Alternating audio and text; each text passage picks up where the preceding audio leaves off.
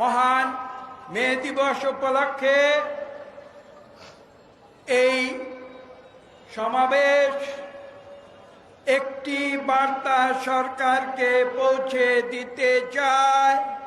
সেটা হচ্ছে এই যে বাংলাদেশে শ্রমিকের অধিকার, মানুষের ভোটের অধিকার, মানুষের গণতন্ত্রের অধিকার, প্রত্যেকটি অধিকার বাংলাদেশের 18 কোটি মানুষের হাতে ফিরিয়ে দিতে হবে।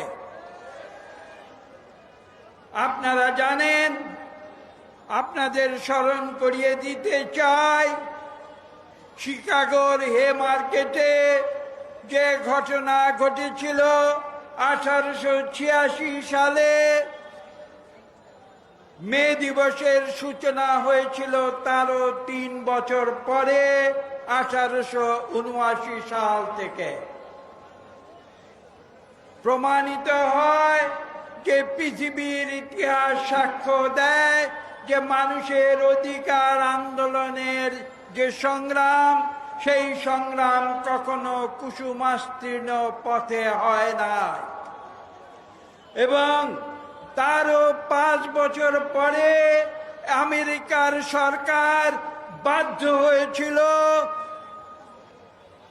শ্রমিকের অধিকার স্বীকার করে নিয়ে তাদের জাতীয় দিবস লেবার ডে ঘোষণা করেছিল একটি আইনের মাধ্যমে। কিন্তু যে কথাটি আমি উল্লেখ করছি, সেই লেবার দিবস ঘোষণা করা, শ্রমিকের অধিকার স্বীকার করে নেয়া, সেটা ছিল 1886 সালের আরো 8 বছর পরে। কথাগুলো বলছি এই জন্যে, মানুষের অধিকারের সংগ্রাম কোনোদিন সহজ ছিল না। এমনকি এটাও এখানে উল্লেখ করতে হয়, আমেরিকার যুক্তরাষ্ট্র শ্রমিকের অধিকার স্বীকার করে নিয়ে যে লেবার ডে ঘোষণা করেছিল, সেটা কিন্তু মে মাসের নয়। সেই লেবার ডে তারা ঘোষণা করেছিল সেপ্টেম্বরের প্রথম সোমবার প্রতি বছর, সেটা তারা স্মরণ করবে। কাজেই এতেও প্রমাণিত হয় যে মানুষের খেটে খাওয়া, মানুষের অধিকার প্রতিষ্ঠার সংগ্রাম সারা বিশ্বেই করতে হয়েছে অনেক রক্ত দিয়ে। আজকে বাংলাদেশের প্রেক্ষাপট আপনারা দেখুন। আমাকে অনেকে বলে আমি শিক্ষক, আমি মানুষ গড়ার কারিগর। আমি আজকে বাংলাদেশের সকল শ্রমিকের উদ্দেশ্যে স্পষ্ট ভাষায় বলে দিতে চাই, তারা শ্রমিকেরা হচ্ছেন বাংলাদেশ গড়ার কারিগর। কাজে আজকে এই সত্য আমাদের স্বীকার করে নিতে হবে যে মানুষের অধিকার, শ্রমিকের অধিকার জোর করে কেড়ে নেওয়া যাবে না। আমি আমার নিজের যে বাড়ি, সেটা হচ্ছে বাংলাদেশের একটি অত্যন্ত গুরুত্বপূর্ণ শ্রমিক এলাকা। সেই পলাশ শিল্পাঞ্চল থেকে আমরা এসেছি, কিন্তু বিগত 15 বছরে আমরা দেখেছি এই সরকার পলাশের সমস্ত শিল্পগুলো ধ্বংস করে দিয়েছে।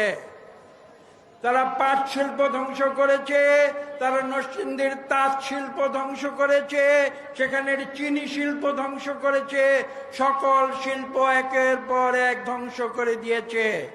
পাশাপাশি দেখুন, বাংলাদেশে আজকে লক্ষ লক্ষ নারী শ্রমিক যারা বাংলাদেশের গার্মেন্টসকে বিশ্বের বুকে তুলে ধরেছে, সেই নারী শ্রমিকের অধিকার এই সরকার স্বীকার করে নেয় নাই। তাদের ন্যূনতম মজুরি নিয়ে এই সরকার গত কয়েক মাসে কি খেলা খেলেছে সেটা আপনারা দেখেছেন।